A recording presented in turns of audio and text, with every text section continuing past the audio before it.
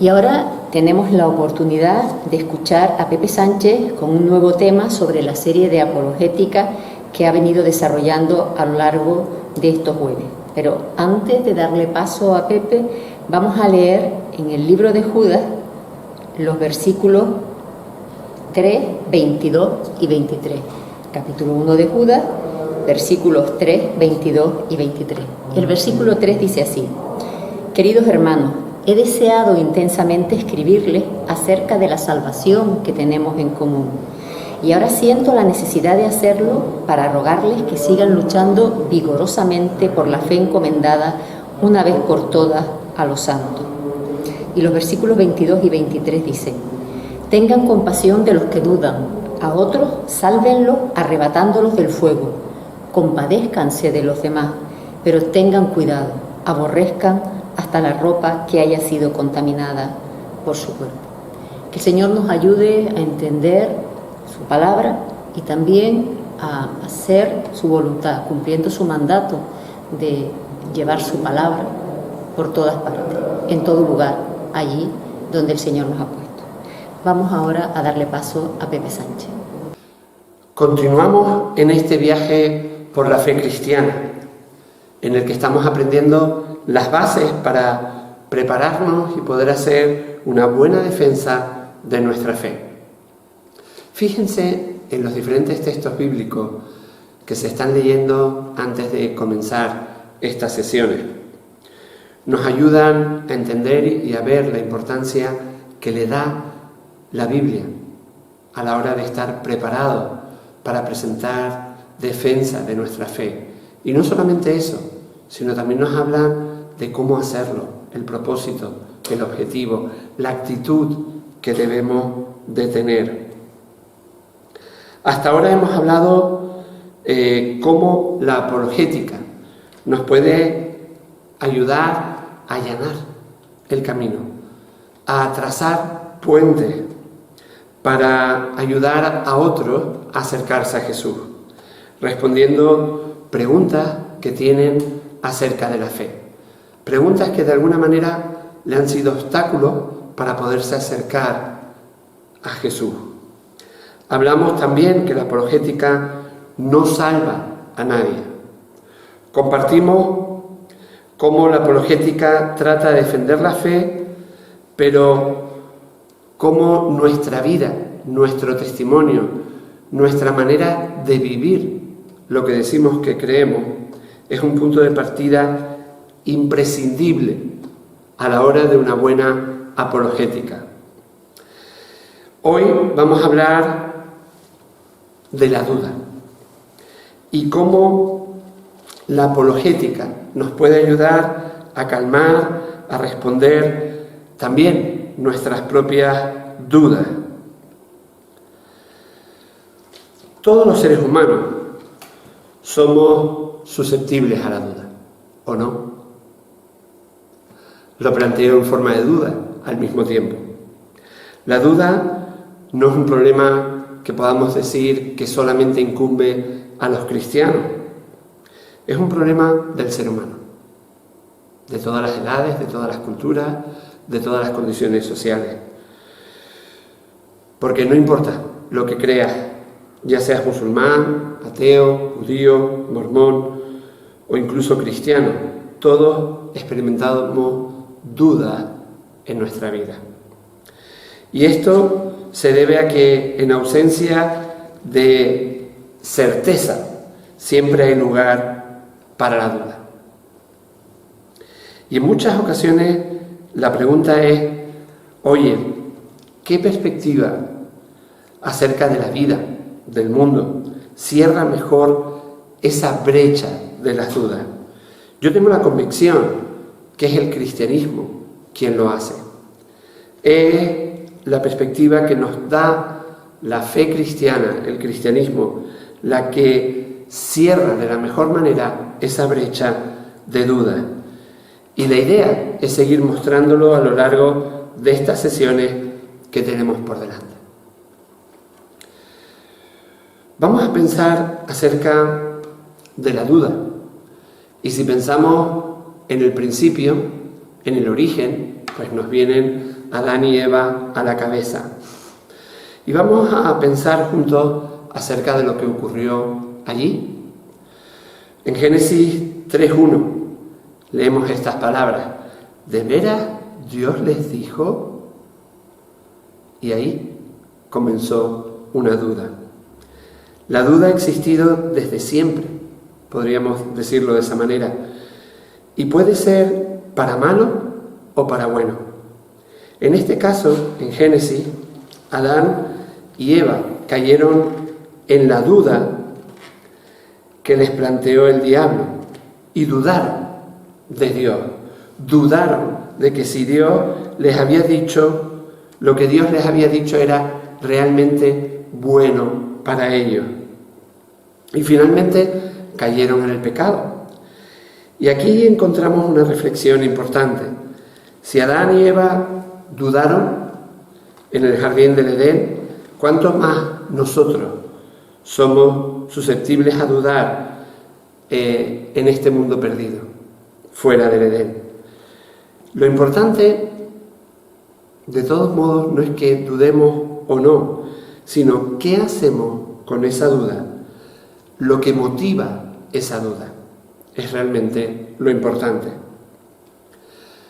Ahora nos movemos históricamente unos cuantos siglos o miles de años hacia adelante y vamos a parar a la figura de Juan el Bautista. ¿Lo conoces? ¿Te suena? Juan el Bautista fue el primero que anunció y que dijo: he aquí el Cordero de Dios que quita el pecado del mundo. Él fue primo de Jesús, bautizó a Jesús y precisamente en esa circunstancia dijo estas palabras: he aquí el Cordero de Dios que quita el pecado del mundo. Vamos a leer algo que le ocurrió a Juan el Bautista durante su vida. Voy a leer en Mateo 11, del 1 al 11.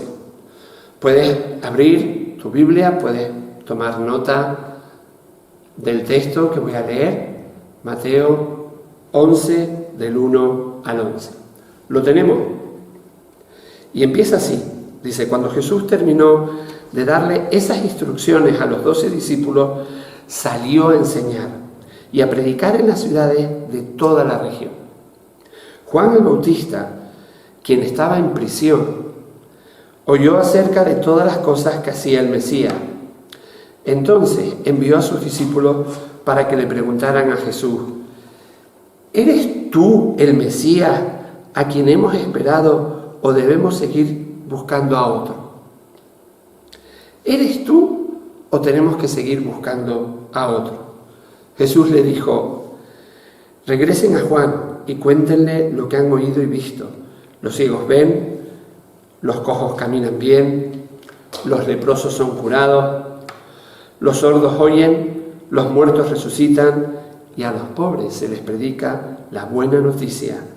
Y díganle: Dios bendice a los que no se apartan por causa de mí.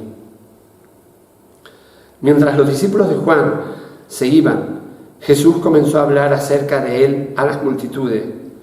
¿A qué clase de hombres fueron a ver al desierto? ¿Acaso era una caña débil, sacudida con la más leve brisa? ¿O esperaban ver a un hombre vestido con ropa costosa? No, la gente que usa ropa costosa vive en palacios. ¿Buscaban a un profeta? Así es, y él es más que un profeta.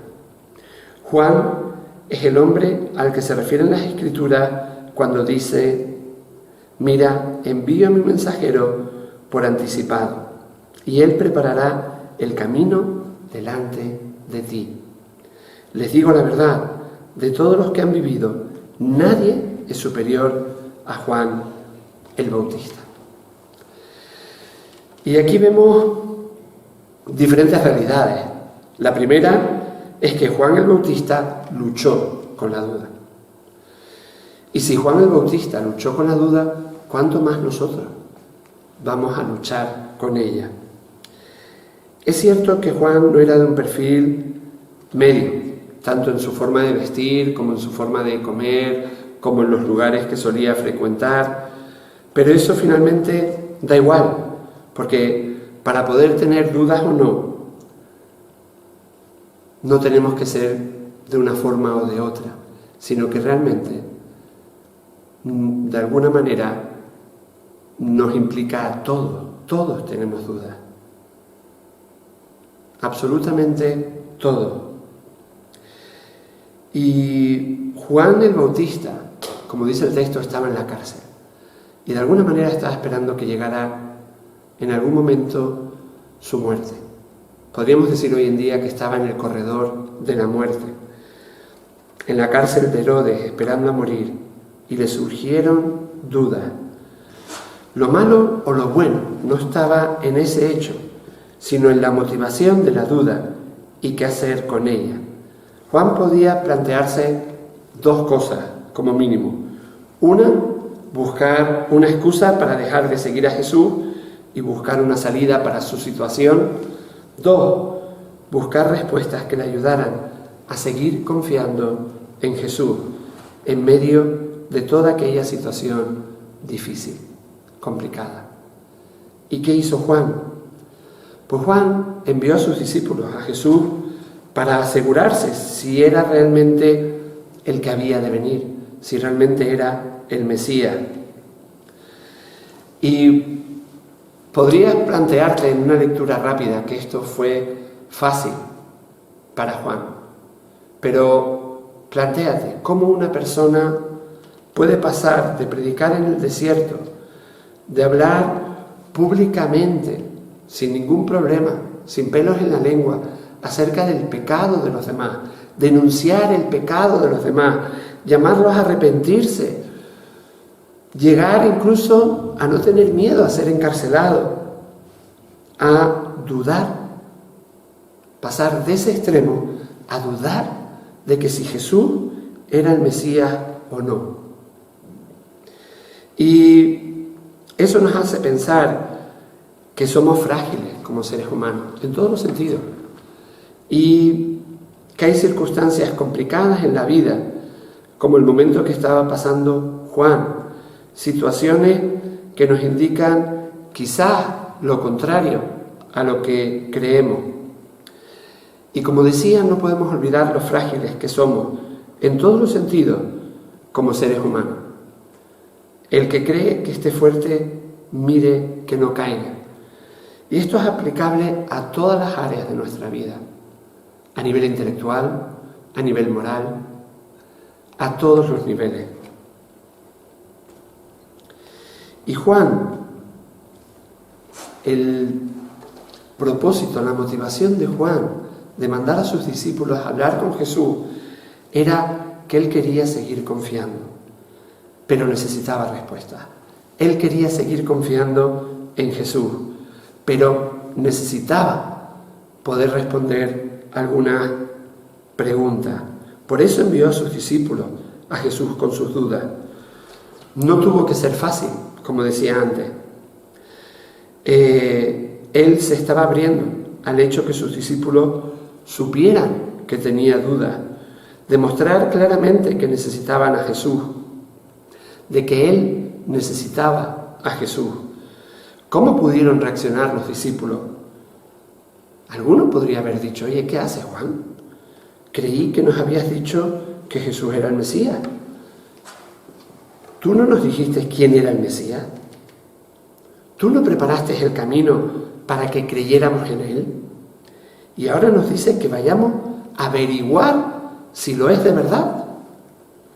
Y Juan, pues tuvo que responder a esa pregunta diciendo sí. Y oye, Juan, pero nosotros es que lo dejamos todo para decir lo que tú nos estabas enseñando. ¿Estás seguro? Y Juan volvió a responder sí. Así que este grupo de discípulos se fueron a buscar a Jesús para preguntarle. Y esta situación nos habla también del carácter de Juan como líder. Un líder vulnerable, sabedor de sus limitaciones, consciente de su necesidad de Jesús y consciente de su necesidad de otros también.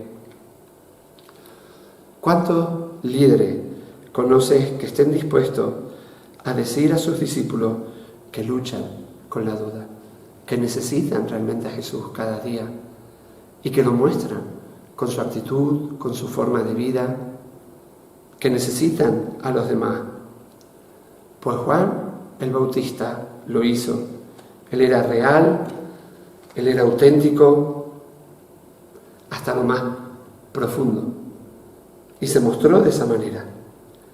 Y vemos aquí como este valiente predicador judío, en un momento de desesperación, diría: vayan a ver si Jesús es realmente el Mesías.